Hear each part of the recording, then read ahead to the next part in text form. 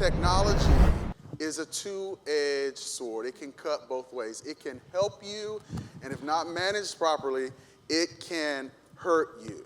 So our next session is using artificial intelligence in the recruiting process, benefits, and navigating potential legal pitfalls. We have a fantastic all-star panel that'll come up here in a moment. It's going to be moderated by Dr. Phyllis Wright. Dr. Wright is the Senior Vice President of HR Strategies for VRM Mortgage Services. In her position, Dr. Wright leads VRM's Human Resource Department, Advocacy, and VRMU. Her HR responsibilities include all the major HR functions, including talent acquisition, employment relations, payroll, compensation, and benefits administration, as well as organization development. She also leads VRMU. Dr. Wright brings over 15 years of management and leadership experience in the field of human resources and talent and organizational development. But there's more.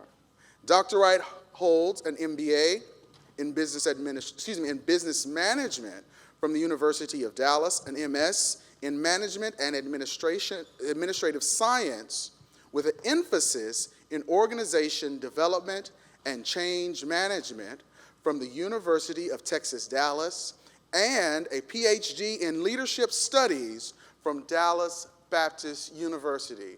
Please welcome to the stage Dr. Phyllis Wright. LD, thank you. Good morning, everyone. I am delighted to be here to talk about a topic that I think is going to be of interest to each of you. In fact, artificial intelligence is probably deemed as the fourth industrial revolution. And many of you may have already heard about the fact that there may be robots actually driving trucks on the road right now. A little scary, but it is indeed true. So I have an all-star panel, as LD has said, that is going to talk to us about artificial intelligence and how it's actually utilized in the recruitment process. So let me introduce them to you. I'll start with David Goldstein. He is the co-chair of Littler's OFCCP Practice Group and Government Contractors Industry Group. Based upon his knowledge and experience in this area, he has provided testimony to the U.S. House Subcommittee on Workforce Protections and the U.S. Commission on Civil Rights, and he has been interviewed by the Government Accountability Office in connection with its reviews of OFCCP. He has more than 30 years of experience as a trial lawyer and counselor. David has clients in the financial services sector, as well as healthcare, manufacturers, construction companies, colleges and universities, and professional sports organizations. What I like about David's personal background is he is a baseball coach. He also served on the board of the Minnesota Twins Community Fund and the board of Twin Cities Rise, which is an anti-poverty program for men of color and other adults living in generational poverty. He is also doing pro bono legal activities for Teach America, MEDA, which is assisting businesses owned and managed by ethnic minorities, and the Midwest Minority Supplier Development Council. He has a BA from Haverford College, where he was Phi Beta Kappa, and a JD from Harvard Law School. While he was in law school, he taught freshman economics at Harvard College. I want to welcome to the stage David Goldstein from Littler Mendelsohn. David, thank you so much. Thank you. And have a seat here. All right, and next on the list, but not least, is Aaron Cruz. He is Littler's first Chief Data Analytics Officer, and he leads the firm's data analytics practice and big data strategy. He has an extensive background focused on the intersection of technology, business, and law. And he actually has a team of lawyers, analysts, and statisticians and data scientists that work with the clients and case teams to harness the power of big data to build superior legal strategies and to improve legal outcomes. This team also advises the firm and its clients on the development, implementation, and use of analytical models, machine learning, and algorithmic, I can't say it, driven technologies, often called AI, and using data visualization, data storytelling to enable insight, drive understanding, and extract value. He's actually been Senior Associate General Counsel responsible for e-discovery at Walmart, and he also spent some time as General Counsel and Vice President of Strategy at an artificial intelligence startup. Aaron is uniquely qualified to talk on the subject. In fact, we were visiting right before this session about a chapter in a book that he has written on this topic.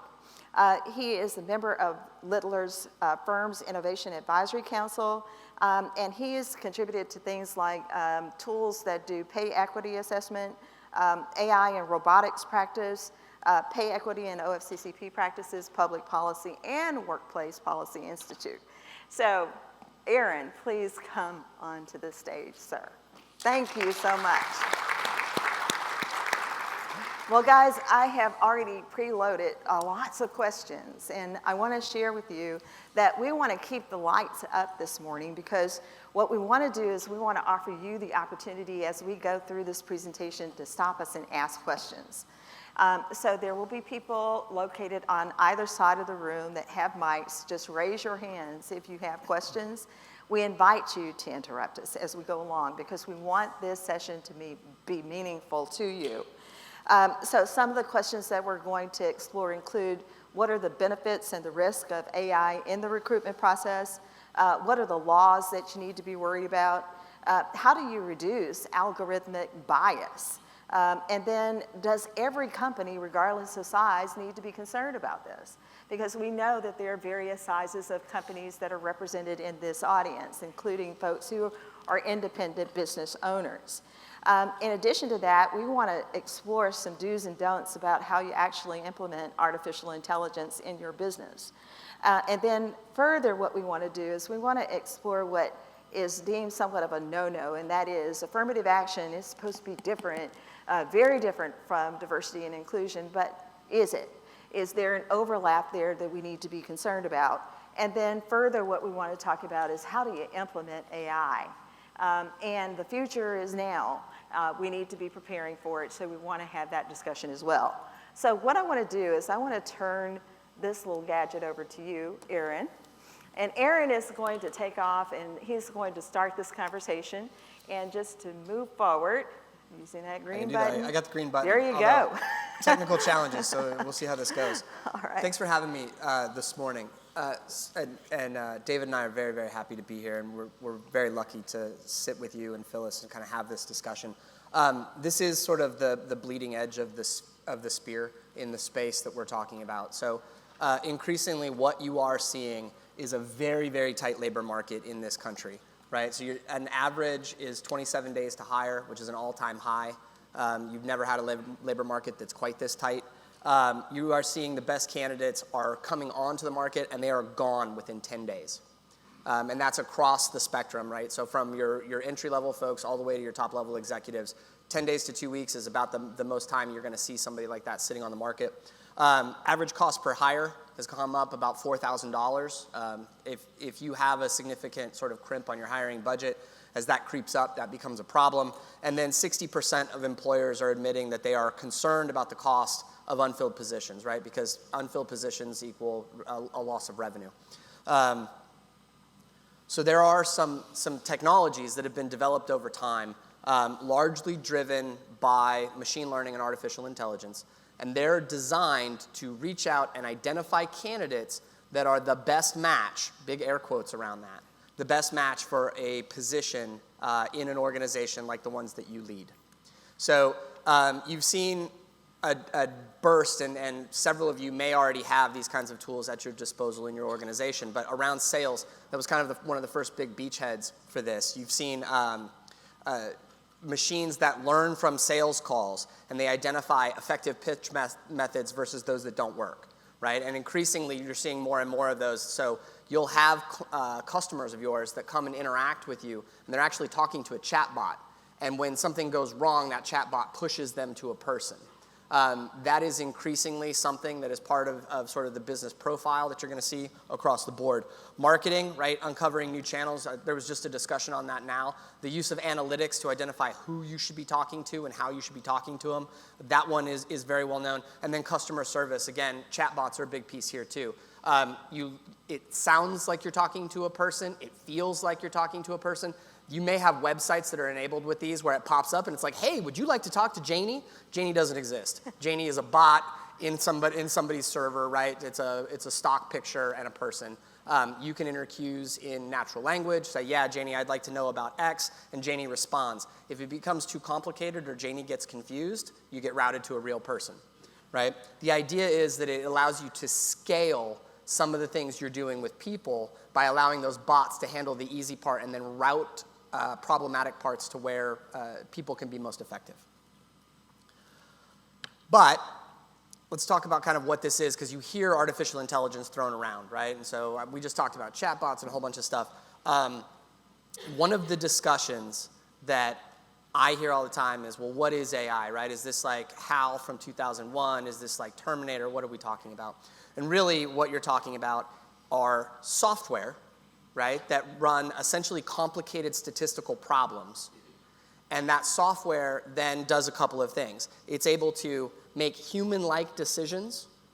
It's able to read and understand what humans are trying to communicate. It's generally able to categorize or group information, and it's able to make predictions. Those are the things. The word intelligence attached inside of AI is a misnomer. These are not smart in any way, shape, or form. They're not aware. They are literally just software that are crunching numbers and doing math. But they are able to reliably reproduce decisions, and they are able to predict, and they are able to interact with people as they've been programmed. The new beachhead for this is actually in the human resources space. Human resources, and particularly recruiting, is a very, very ripe space for the use of these kinds of tools. And the reason for that is, unlike basically every other department in your organization, you have inside of your human resources group a department that has all of the requirements for success in the field of artificial intelligence. You have a huge amount of historical information about decisions that humans have made over time that's readily available and can be used to train a system. Right? That's fundamental requirements for making these things go. So in the talent acquisition space, a lot of folks have application tracking systems, right? You have systems that are used for compliance and regulations. You have HRIS data, and you have a slew of resumes that over time have been accepted or rejected. And you also have, at some level, information about how the candidates that you accepted, how they did vis-a-vis their peers. Was it a good hire, or was that a mistake? And all of that information can then be leveraged in a way to identify the best candidates that are out there who have either expressed an interest in your company and you're trying to decide who you're going to hire amongst the various applications you have, or kind of like what you heard in the conversation going on immediately before this one, who should you go out and recruit? Who is out there in the interwebs who are the perfect candidate for the job you're trying to fill? There are applications that do both of those things, and they're interrelated. So a couple of key components, right? The problem that we run into here, and the single biggest barrier to leveraging these kinds of tools, is the fundamental risk is you will build an algorithm that is biased. And we don't mean that it's seeking a specific outcome, because we all have that in bias, right? Anytime you're actively seeking an outcome, your result is biased. But what we're talking about is illegal discriminatory bias against a protected group, right? So there are a plethora of examples over time. Facial recognition technology, largely trained on Caucasian faces, has a hard time with other races. That's a bias. That's an impermissible bias, and that's based on the training set that was used to build the model. Similarly, in the hiring space, you can inadvertently build systems by punching in all male resumes, right? Well, the system will learn the correlation between what's hireable and what's not is men, hireable. Women, no, push that to the bottom of the pile. That's an impermissible bias. That's a significant problem. And there are all kinds of permutations of this. And so when we're building these tools, when we're designing the tools, and more importantly, when we're bespoking them for a business, one of the first conversations we're having is, what's the training set? How do we make that balanced? How do we do this in a way where if we've got 100 men and 50 women, well, we cleave off at least 50 of those men, and now we have a balanced data set. We try to move away from looking at things like names, right? Because names can be indicative of race, they can be indicative of gender, they can be indicative of a number of things that we don't want the machine to see. And so we strip those out. We tell the machine, don't look at that. We don't care about it. We also increasingly are finding that at the bottom, I don't know if you see this ever, and it's starting to disappear, I think, with millennials. But historically, with resumes, there was like this bottom chunk, right? And that bottom chunk had things like the stuff I enjoy. And it's like, my children, cats, golf, right? Well, what's interesting about that is a lot of those activities that people enjoy actually correlate to things like race and gender. So golf, while there are a lot of women who play golf, golf tends to be predominantly male. And so if a machine is looking at something like golf, which is actually usually, unless you're a professional golfer, irrelevant to the job that you're trying to fill, right? It's going to potentially bias an algorithm, again, toward males and against females. Problematic. And so increasingly we're starting to strip those out. And we have found over time that men and women use language differently. And so where we've identified that certain words are predominantly used by women and certain words are predominantly used by men or by other groups that are protected, we start to strip those out as well and normalize them. The idea being that we want the machine to look at people based on their accomplishments and based on their skills and how those things match to the job we're trying to fill. And so the important part of the conversation, if you are talking to a vendor or somebody who's trying to sell you one of these products, is exactly this. How was it trained? Was the data set balanced? What did you use? Have you tested it for adverse impact? Right? Have you tested it for, is this biased against women or any minority group that's protected by a statute in the jurisdiction in which we operate, et cetera, et cetera. Important parts about this too, because there are a lot of vendors who will come in and they'll talk really, really quickly about these things, right? And they'll use all the buzzwords. One of my favorite questions when I'm talking to folks who are trying to sell this to a client is, what do you guys do around documentation, and can I see it? Right? The can I see it is the rubber meets the road point of view, right? It's like, it's very much because people will tell you, yeah, we've tested it. Cool. Well, can I see it?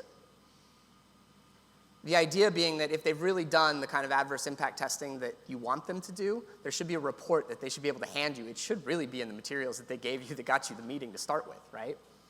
But the can I see it piece is really important, and don't be afraid to ask that. And if they brush you off, send them to the door. Right? Immediately say, I'm sorry, this is not worth the risk. Can I break in for a second with a question for you? Yep. So your golf example. One of the things, and you may be talking about this a little later, but some of these algorithms, they're not thinking like a human mind. They are finding correlations between data and results. Yes.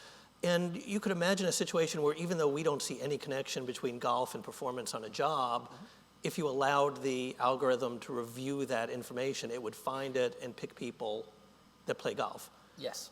By restricting the data that the algorithm can review on the front end when it's learning, aren't you reducing the power of the algorithm to be creative and maybe move your business forward? You certainly can. So this is a risk-reward conversation, right? The problem with impermissible bias is it gets you sued, right? And so what we're talking about is capping an algorithm, right? So back step, without getting super technical, you can build algorithms that essentially are unfettered. They'll go do whatever. Years ago, and this is like a classic example, if you throw it into Google, you'll see a result. Years ago, Google built an algorithm, a hiring algorithm. They were trying to find the best data engineers, that they could find, best programmers. And they unleashed this algorithm just out into the internet, basically saying, find me the best programmers. And what the algorithm came back with is a group of people that frequented Japanese manga, which is like a comic book genre, Japanese manga sites. And Google was mystified. Google HR was like, what is going on with this? And what the correlation that the algorithm had, the uncapped algorithm had drawn, is that really expert programmers at that point in time, a large number of them happened to be very fascinated with Japanese manga. And they would get on these Japanese manga sites and they would talk about Japanese manga, but also programming. And the way that they talked about programming, the words that they used, were indicative of people who were truly elite in that space, as opposed to the group of people who were just okay. Fascinating. Also, one of those correlations that no human would ever draw ever, right? It's the power of something crunching through data for forever and finally going, oh, that's interesting. It's very powerful, except for the follow-up to it. So the follow-up to this example was Google started saying, okay, cool, let's point the algorithm at various Japanese manga sites and figure out who the elite coders are, and we'll go recruit them. That's great until the coders don't care about Japanese manga anymore. Until they've moved on to Pokemon or the next thing, right? Suddenly they're into like American hot rods or something, and they're not spending time on the Japanese manga sites. Now your recruiting tool is just randomly going through like probably 17-year-old kids because the Google engineers have all left.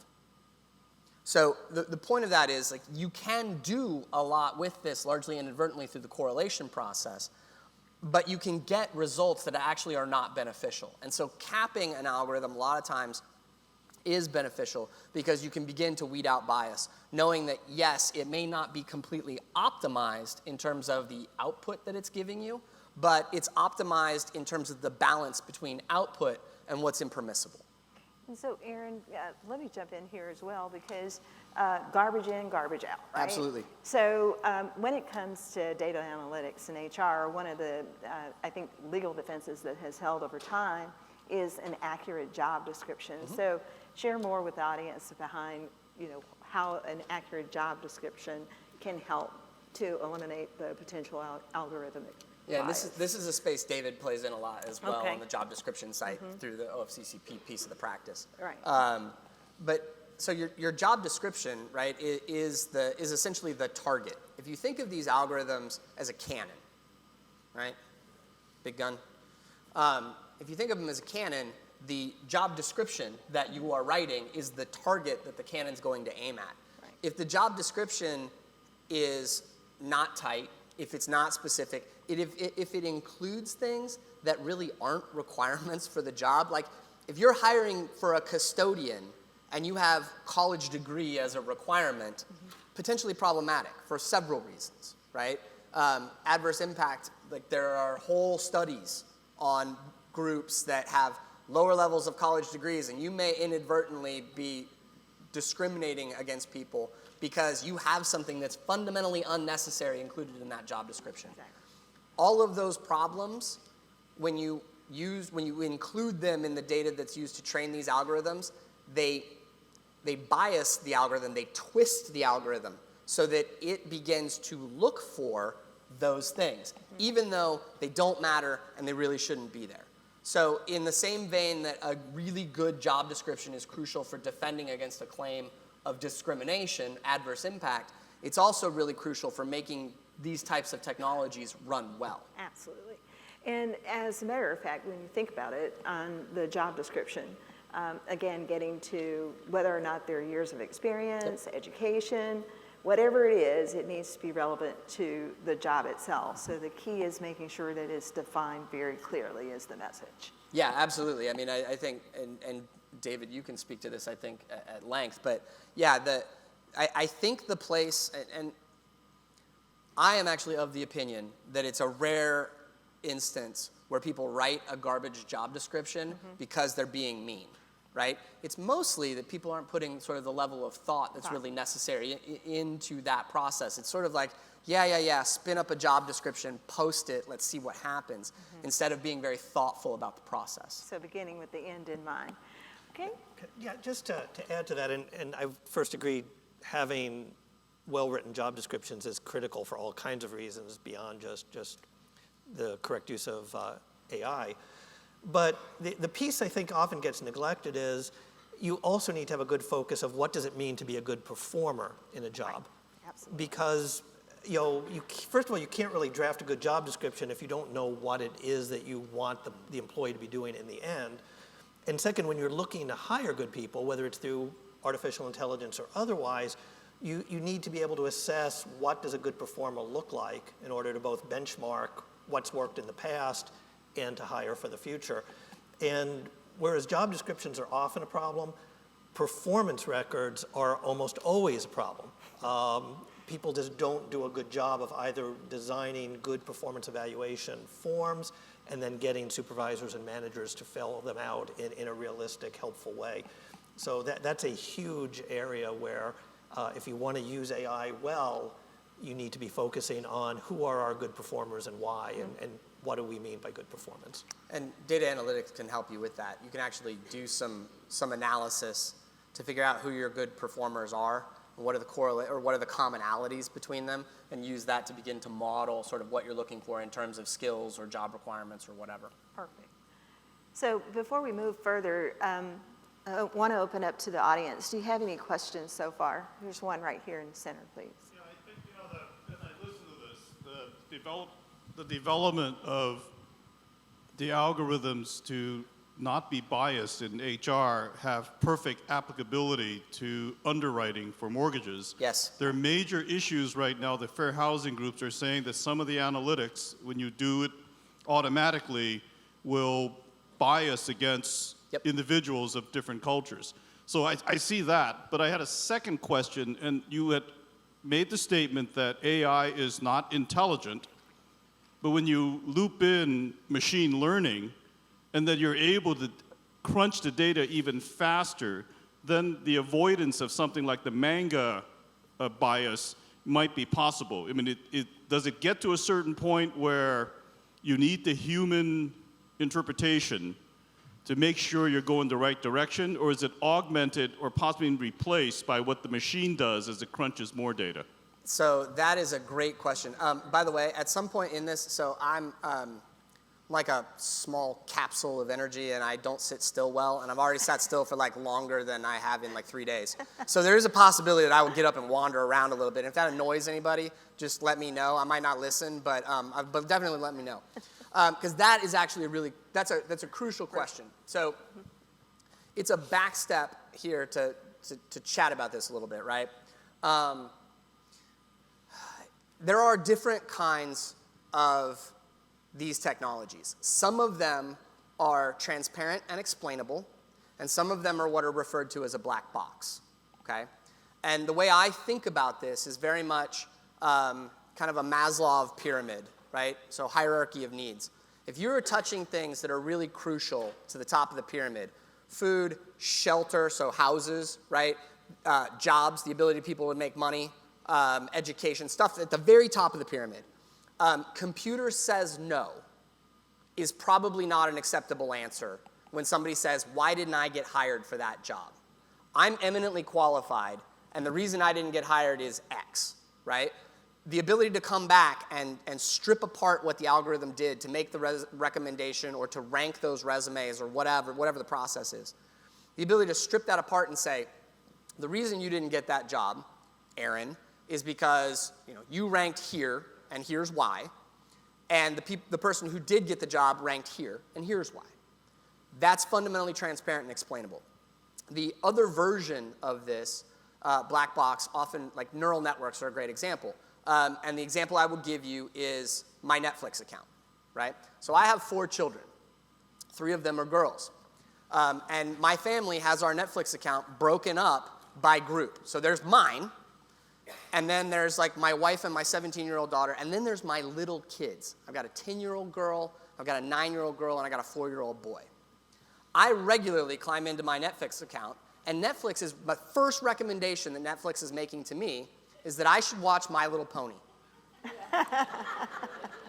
I think it's because my children are inadvertently using my account when they watch My Little Pony. Alternatively, Netflix might have like a really deep window into my soul that I don't understand, right? But because like my Netflix recommendation is pretty low on the pyramid, I don't really need to know how that works out. So, hiring, mortgages, financial in general, if you are using these products, it's absolutely crucial that they are transparent and explainable. You can say to people, how did that get weighted? Another problem in the mortgage space, and this has to do with advertising in general, be it for jobs or for financial products or for anything, zip codes, right? So a lot of times you want to strip zip codes out of what these things are looking at, because zip codes, if you look at sort of a break of the United States, you have whole zip codes that are like dominant one racial group, right? Well, if the algorithm decides this zip code's good and this zip code's bad for whatever reason, now you have a potential discriminatory problem, right? And so, and I think that's the point you're getting to. So so with all of that as background for your question, which was, do you need a human involved? The short answer is yes. When it's top of the pyramid and it needs to be transparent and explainable, my best advice to clients is you should be leveraging these tools as mechanisms to crunch through large amounts of information, synthesize and distill that information in a way that a human can then take it and make the ultimate decision, right? So a classic example in the recruiting space, for instance, would be you're an organization that gets 10,000 resumes a year. And you have one HR person who doesn't have time to go through 10,000 resumes a year. So you use a tool like one of these to strip those down, identify the ones that should potentially be looked at, and rank them in batches of 5, right? And now the human's going to say, okay, these 5, we're going to interview these 5 first, and the human's making a decision about which of those 5 gets hired, right? That is fundamentally what we're talking about, because it allows the human to look at what's coming out of the recommendation that's coming out of the algorithm and say, yeah, this is really great, or no, this is awful, right? And to fundamentally gut check what that looks like. The best products that you're going to see in this space have a feedback mechanism whereby the human who makes the decision can say, hey, algorithm, you gave me these 10 people to look at. I actually hired number 6 because 1 through 5 are garbage. And you need to understand that, and it will refine over time. That feedback loop is actually really, really helpful across the board with these kinds of things.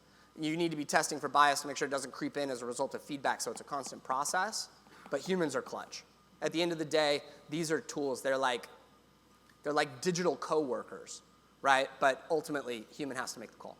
Yeah, there's also a need for human involvement because there's very explicitly an ethical, policy, legal question that comes out of your question, which is you may have situations where the algorithm is correctly identifying a situation where, based on race or sex, there may be more better qualified candidates, based on past history, past biases, whatever. And the question then becomes, what do we do to change the world? And in a diversity conference, this is one of the questions presumably you're asking. What do we do to make the world more fair going forward? And how do we make sure that our algorithms don't become a roadblock to that? How can we leverage them to help us in doing that? And that's another place where you need human involvement in the process. Well, and there's also, there's even a level down from that, right? And the level down from that is a conversation around, like, if diversity is our goal, one of the things that these tools and analytics in general allow us to do, and particularly the bias testing side of it, right? It opens interesting windows into things that we probably have never really thought about or seen. So if you're looking at a bias question, one of the things you're looking at is what's the available pool of talent, right? So let's take software engineering. Software engineers tend to fall into a couple of groups, but the biggest one is male, right? And so saying, well, we're going to have a pool that's the same size of male and female software engineers, particularly certain places in the country, that's just not a reality, right? Because the graduates that are coming out of the programs, predominantly male. So what's the available pool? And then once we take that into account, what does that look like? Well, what that tells you when you start to break this down is, if we really are really concerned about the issue of diversity, what do we do to grow that pool of female software engineers, or insert minority group here, software engineers, so that those levels start to become more balanced, so that the choice arc is higher across the board, right? That's a conversation we should be having a lot more than we probably are in the diversity space, but it's kind of a hard one because there are all kinds of social dynamics that cause this group of women to be the small side of the pool. And Jay, the same question was asked yesterday during, I think, next to the last panel discussion, in which I think a loan had been rejected by an algorithm. And the question was, this person on the face of it, per the real estate agent, thought the person was qualified, but the algorithm rejected the applicant. And we're talking the same kind of logic with regards to how these biases get built into these algorithms. So human intervention, as was mentioned on yesterday, is absolutely necessary. And then once you understand the dynamics behind the algorithm, then you can start to decide what kind of interventions do I need to run in order to improve the outcome so that whoever was rejected from that group has a fair opportunity. There's also just the business piece, right? So I actually heard a story yesterday. I happened to be in a meeting. Somebody told, and this is the reason the human piece is so important, right? I assume some cadre of y'all do mortgages at some level, or buy them or whatever. So one of the significant banks, I don't know which one, it wasn't identified in the conversation, and I probably would have changed the name anyway to protect the innocent, or not so much. They were running an algorithm around foreclosures a couple years ago, right? And it was largely a completely automated process with no human intervention in sort of the notification or whatever. The story I was told yesterday is through that automatic process, the bank gave notice of foreclosure to a couple in a house out in California. No human intervention, so no action was taken post the notice of foreclosure, and the couple continued to live in the house.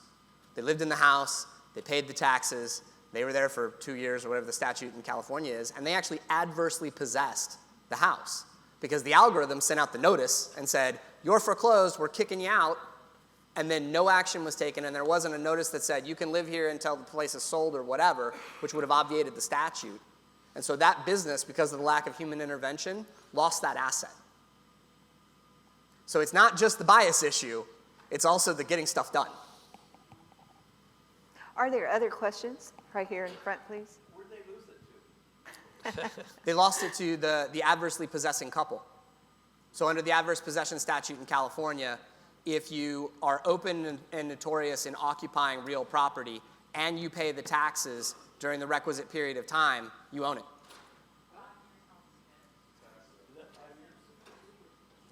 I can't remember if it's 5 or 2. It's been a minute since I was in law school in California. Took the bar a long time ago. And I'm a recovering lawyer. I do technology now, so, But if I ever decide to move into a house that's not mine, you can bet I'm going to figure out what that statute is. Other questions? Okay, we're closing in on our time, so We'll go faster? Okay.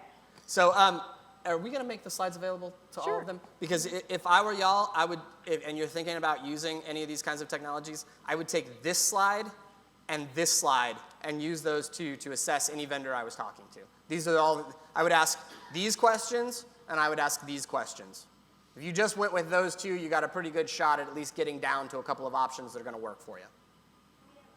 I have a question. A question? With the algorithms, is there like a keyword that you're looking for when people are applying for jobs as Sorry. to what they should have on their resume? So some of them, so keywords are one of the mechanisms by which these work. They also will match skills to requirements, right? So maybe I don't say I have leadership skills, because if you go into my organization, like there are a lot of people who tell you my leadership skills are questionable. But maybe I don't say I have leadership skills, right? And leadership is one of the requirements of a job. But the algorithm will look at my title, Chief Data Analytics Officer. It'll look at the chief part and go, and it will infer that I have leadership skills. Now, that inference is, again, probably quasi-incorrect, but it will make that match for me, right? So it's drawing an inference between the fact that I have a title that says chief on the front of it, and that means a C-suite job, right? And the fact that a person in that role should have leadership experience. And so it's going to equate those two. Another example, which is actually a positive one of the things that these kinds of tools can do in a very powerful way, and there may be a slide on this in a minute, one of the things that these tools can do is actually they can look at pools of folks that are very hard for organizations to crack. So a classic example is veteran hiring. So veteran hiring is actually a really difficult thing in this country, and the single biggest reason appears to be that if you come out of the military and you write a resume saying I was a master sergeant or a corporal or a lieutenant or a private, there is no private sector dictionary to translate what that means, right? If you're a captain, you have leadership skills, you ran a team of 25 people, whatever it is, that's not in your resume. What these tools can do is they can translate that. They can crack that open and say, oh, okay, this person was a sergeant for 25 years, and so they have these skills, and that translates to this private sector job over here that they're trying to land. So that piece is helpful because it's doing that same correlation part of it. When I trying to understand as a layperson, what it means to be talking about algorithms, I tend to look at it this way, and Aaron can tell me if I'm wrong and been misleading myself. But I think there are basically two processes that are going on. One is you're trying to translate what people say in resumes or in written submissions, or even if you're doing video interviewing through spoken language, into data that the machine, that the computer can understand. Yep. And that's step one, and there are problems that can come up in that step, and biases and misunderstandings. And then once the computer has data that it can understand, there's a second process of trying to correlate that data to what it understands means good performance. Right. And if you're buying something, whether it's off the shelf or developing it internally, you need to think about what's going on in both of those stages and how each of those processes are working. Yeah, I think that's exactly right. And I would advocate that if you're going to buy a tool off the shelf, it comes with a warning that there is so much uniqueness within various organizations and what's required in different roles. I don't really believe there's anything that you can take that really would fit just off the shelf without some form of tweaking. Would that be accurate? Yeah, I agree with that completely. I call it bespoking, right? You can take something off the shelf, you look at the underlying algorithm, and they worked really hard to weed out impermissible bias and blah, blah, blah, and then it has to be trained for your organization, your business, your whatever. And that's a process. Anybody who tells you, yep, like, here's the Staples Easy button, go for it, they are lying to you. Do not believe that person. For sure. This is actually really hard work. Once it's up and running, they're great. But getting them going is difficult. Good So job. can I put you on, do we have time for me to ask another question? So given that my understanding is there's a lot of folks here representing smaller businesses, and you've just had the statement that you can't buy this off the shelf, what practically can they do to take advantage of these technologies? So there are actually a bunch of these that, around recruiting, right, there are a bunch of tools that are really helpful. If what you're saying is identify for me the best person for this job, especially if you're small, you don't want that. But what you do want is, I have a raft of resumes, or I posted this to a job site, and I really don't want to sift through 3,000 resumes, 2,980 of them are garbage, right? Those tools exist today, and they're pretty good at matching up as long as the job description is good. You can start to leverage things that are out there in the ether that have been trained on folks like you but not you. Those are generally speaking going to be okay, but you should have a conversation with somebody, be it a lawyer or a consultant or somebody in your organization who really understands it, to look at the job description and say, is everything here really relevant? Do we care? Have we thought a lot about this? Did we begin with the end in mind before you lob it out there? Absolutely. All right. Any other questions before we move forward? All right, let's go for it, Aaron. So to give you a sense of the problem, this is like one of my favorite stats of all time. We have so much information being created every single day in this world because everybody walks around with a supercomputer in their pocket, right? I don't know if you know this. There's also a fun stat, not on the thing. This stupid thing that I carry around in my pocket and occasionally throw across the room because I'm annoyed by it, it has more computing power than all of the computers used to send humankind to the moon combined. Like, let that sink in for a second. You walk around with this thing in your pocket, right? So all of the tweets, all of the emails, all of the everything you're doing results in this, what we call a data explosion. So think about how long humans have been around, right? From cave paintings to like Göbekli Tepe to Gutenberg press to the first computer to today, right? If you look at all of the information humans have ever created, all the words ever spoken, everything, 90% of all human information has been created in the last 24 months because of the amount of data we are generating. That should scare everybody and also like start to think about what an opportunity that is, right? Because in the hiring space, it makes it way easier to find people. We can leverage things like data analytics to find patterns and trends and insights and information, including who are really successful candidates and who is likely to rob me and then quit, right? And when well done, right, data analytics can essentially accurately predict the future. It can tell you this person will be, in all probability, a really good employee, right? But when it's done poorly, what you're going to get is garbage in, garbage out. Right. Well, we had a presenter on yesterday, Molly Bloom. She could have benefited from that. Right. So when you're having conversations about these tools, right, biased data is bad, incomplete data is bad, incorrect data is bad. Those are like 3 touchstones.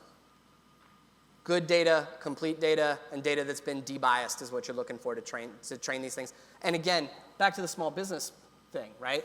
If you are looking at some of these off-the-shelf tools, these are the questions you ask before you buy. How is it trained? Right? What's the bias testing look like? How often do you do bias testing? Do you log the decision-making process that went through the machine, right? It weighted this, and it weighted this, and so we got this. Those are all the questions you ask, and when the answers come up yay, then that's probably somebody you want to think about doing business. When they come up no, send them to the door. So diversity and inclusion, this is kind of a big slide that has a lot of information, and so we'll give it to you. But this is from Deloitte, right? And what Deloitte has found, they did a study in 2017 where they were talking about the reality of diversity, and that in most organizations, particularly large organizations, diversity efforts are things that everybody thinks will contribute to a more diverse employee population, and a lot of gut feeling and not a lot of analysis in terms of what actually works, right? And we have inadvertently stumbled. We're actually, my team is building a tool right now, an analytics-driven tool that we're going to be making available once it's done that looks at diversity issues, but it looks at diversity issues through the lens of pay equity. And the reason we did this, it's an insight we literally stumbled upon. So we did a pay equity analysis for a client. They wanted to do a race-based pay equity analysis, and they wanted to look at African American population versus their majority white population. And when we did the pay equity analysis, what we saw in that setup was that there was a 282% difference between what the white employees got paid and what the African American employees got paid. And I looked at the data scientist who works for me who came up with that number, and I said, I feel like that's bad. And she said, think, Aaron? And she said, yeah, that's a real problem. And I said, okay, can we figure out what's driving that? And what she said was, well, here's what's really interesting. When we take account of the employer's pay bands, right, meaning where people sit in the organization, that 282% difference dropped to 0. Wow. Literally one one piece of information taken account of, and it went from 282% disparity to 0. Tells you something really profound. That client doesn't have a pay equity problem. That client has a diversity problem. And so now the question is, and this is sort of where some of this comes out, right? Now that you know that, the question becomes, okay, cool, how do we focus on taking this group of employees who are locked in the bottom 2 pay bands? What skills or things do they need in order to elevate them up the ladder? Perfect. And that's the real power of this stuff, is some of the inferences that you can draw from it, particularly in the diversity space, can help you hone in on what's actually going to help in your organization versus a spaghetti at the wall approach. And that's kind of the point of this slide, right, is we can actually start to help you understand, these tools can help you understand what's failing or falling short in your program, right, versus what's succeeding but just needs more support, versus what is going like wildfire and you should make that thing a key part of how you think about diversity efforts in your organization. Well, Aaron, before we go much further, what I'd like to do is invite David to talk about this overlap between affirmative action and diversity and inclusion. Sure. So just maybe for a little show of hands, how many of you are federal contractors and do have affirmative action obligations? So, so certainly enough to say at least a few words about it, and hopefully the rest of you will go on to get these opportunities and find them worthwhile.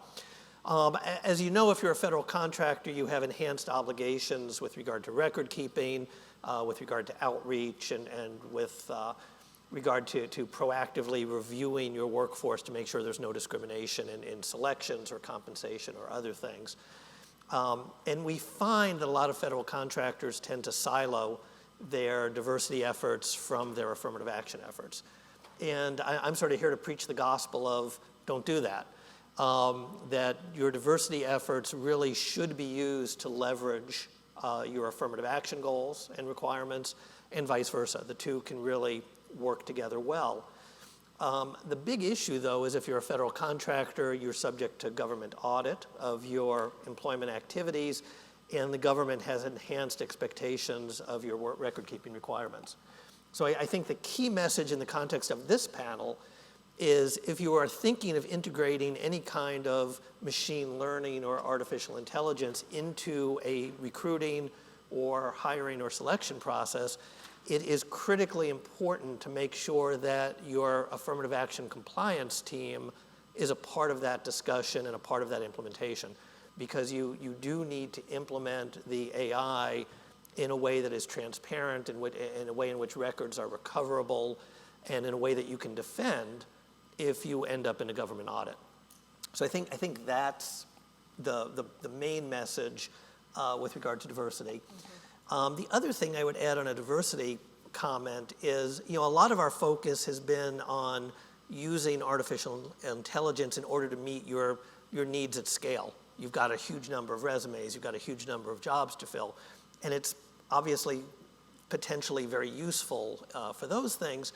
But even if you have a small number of jobs to fill, it can also be very useful because human beings are not that great about making decisions, and we all tend to overestimate our ability to do it.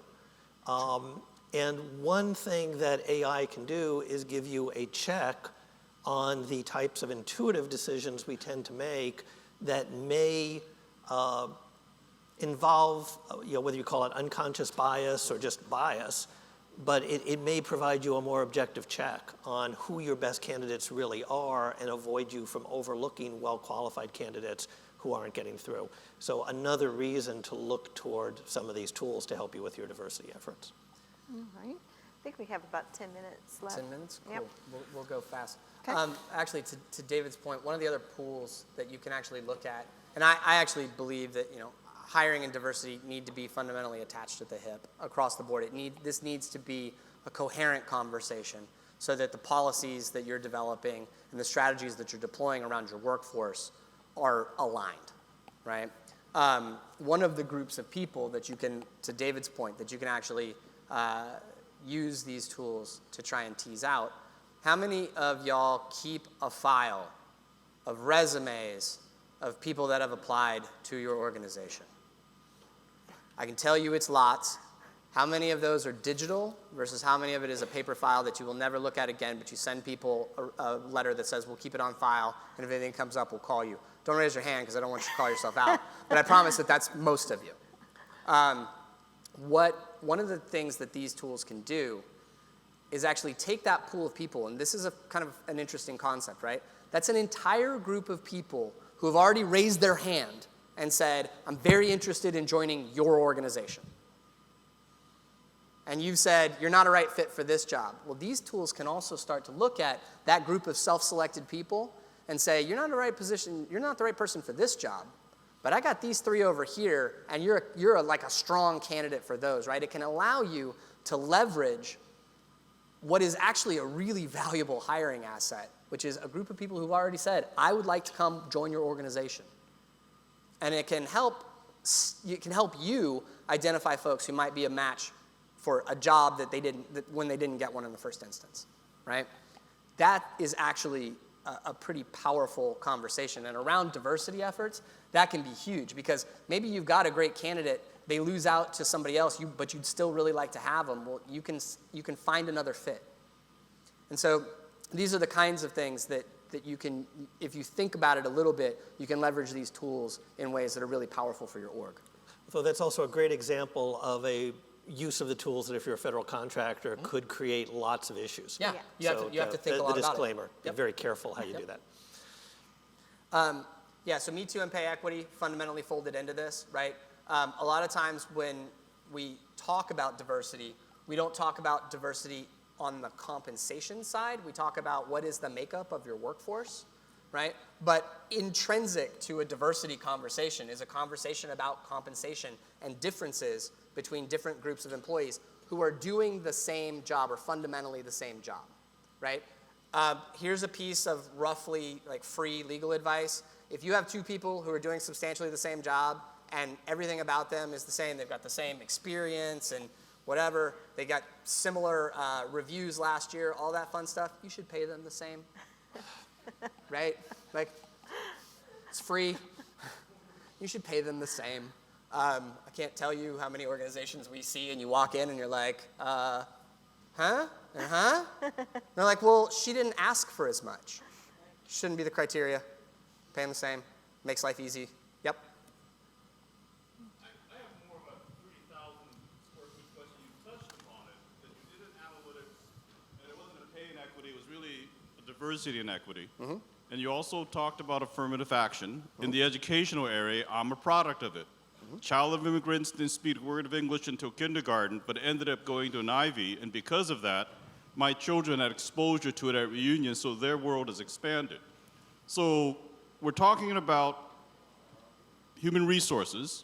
We've touched a little bit upon underwriting, but actually to develop the skill set, you may have a way to actually measure affirmative actions with a goal in mind so that some of the discussions now in education, it's unfair and you're just picking one category, basically race. There may be a way to analyze an individual's potential skill set in a certain arena, whether it's programming or something else, and to have a real demonstrated, transparent reason for why somebody is given a shot, even though all the indicators of their history and their generational history would say no. Right. Are you guys working and interacting with educational institutions with some of the, basically the skills that you have developed in analyzing bias and also identifying skill sets and potential for skill development in the future? Yeah, so complicated question. The short answer is yes. We have actually a public policy arm called the Workplace Policy Institute. And through that vehicle, we are working on legislation and policy at the national level and at the state level. Candidly, the focus of it is not so much sourced out of a diversity conversation, though that is certainly a significant part of it. It's actually sourced out of a conversation around what was referred to earlier as the fourth industrial revolution, right? So what you're about to see is ubiquitous, narrow artificial intelligence that will disrupt a significant segment of the working population. It will start with the stuff that's dangerous and it's drudgery and it's dirty, right? Mining, like rote mechanical assembly, stuff like that. It'll start with that, and then it will gradually go up rung, right? There's a study that came out a couple years ago that said by 2050, like 3/4 of all radiologists will be out of work because machines can identify the things that radiologists look for in x-rays far better than a human can because it's pattern recognition, right? Those are the kinds of things. Displaced truck drivers, right? If automated cars, self-driving cars become a reality, and I'm actually on the skeptic side of this, I think it's far further off than people think. Because looking at the technology, there's a significant gulf between what is possible today and what needs to be there in order to make that go. But if automated trucks were to ever become a thing, for a 20-year-old truck driver, that's not a problem. For a 60-year-old truck driver, it's a problem, but it's a lesser problem. But for like a 41-year-old truck driver, that's a real problem, right? And so what do we do? How do we anticipate what's going to be obviated out? And how do we build essentially a process by which we can upskill those people? We're teaching kids of all sorts in the educational arena, exactly along the lines you're talking about, right? And the cool part about it is with data, we can actually make the stuff that we understand generates bias, and bias is like an iceberg, right? The stuff we understand is the stuff that's above the water. All the other stuff is below the water, and that's the thing the boat's going to hit when it goes sideways. But the stuff that we understand generates bias, either in the workforce or in educational opportunity or any opportunity. We can actually strip that stuff out of the data. We can mask it. And fundamentally what that does is it creates, at least in theory, the opportunity for a more just and more diverse world. And so that's the massive value. And so that's what we work with when we talk to members of Congress or whatever, or the administration, when we're like, hey, you should do this, right? I mean, one of the things that I've proposed is if you're using AI-driven tools to hire and recruit, there should be essentially a safe harbor around your use of that. So if you're regularly testing for bias and you're conscientious about the tool you choose and how you deploy it, and despite your best efforts, you end up with a tool that is impermissibly biased, you shouldn't automatically be a target for a lawsuit there. If you do an audit of it, find bias, and then take steps to correct it, you should be protected, right? If these things are an opportunity to massively level up the economy, then we should embrace them. But if we're going to embrace them, we should protect the people who do when they're doing it for the right reasons. That was actually a great question again, Jay, and it actually was our final one. I think we're already at 12:15, if I'm correct. And what I want to do is I want to let each of you know that there are 2 white papers that we have been given by the Littler Mendelsohn organization that we'll distribute post-meeting. One is on the rise of robotics and the advent of artificial intelligence that speaks to the question, Jay, that you just asked, and the types of disruption that we'll see as a result of this 4th industrial revolution, where lots of jobs, including several that might be represented in this room, may be taken over by artificial intelligence. And so what do we do about that? How do we educate the workforce? How do we prepare the workforce for the future? And the time is now to do that. So there is an article, a white paper that has been presented to us that we'll distribute to this audience, along with another white paper that's titled Automation and Artificial Intelligence Tied at the Tipping Point.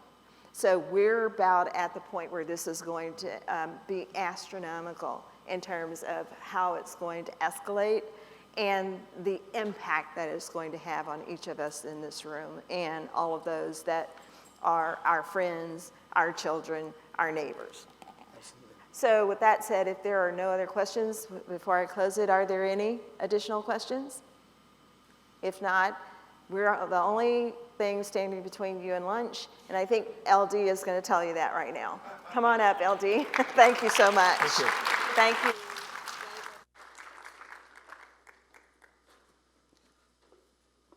All right, all right. Thank you to our panel. Let's give them another round of applause. All right, and as always, Phyllis is absolutely correct. We are on our way to lunch, but I do have a couple of announcements before you go. We have our Premier Vendor Award Luncheon. So as soon as you leave this room, head immediately there. It's a plated lunch. So the food is there, it's ready to go. If you are a Premier vendor, and you would know that by your badge, you should absolutely know that by now. There's assigned seating, so make your way towards the front. Because you guys have been so gracious and so wonderful to me and to all of our panel, I have a secret to tell you. Our session after lunch is probably going to be one of the most beneficial things in your career. You will get to hear from CEOs about their strategy, what they are planning to do with their company, and possibly how you can help them get where they need to go and how you can participate. There's a true business financial benefit, and it can give you a competitive edge against those individuals who are not in the room.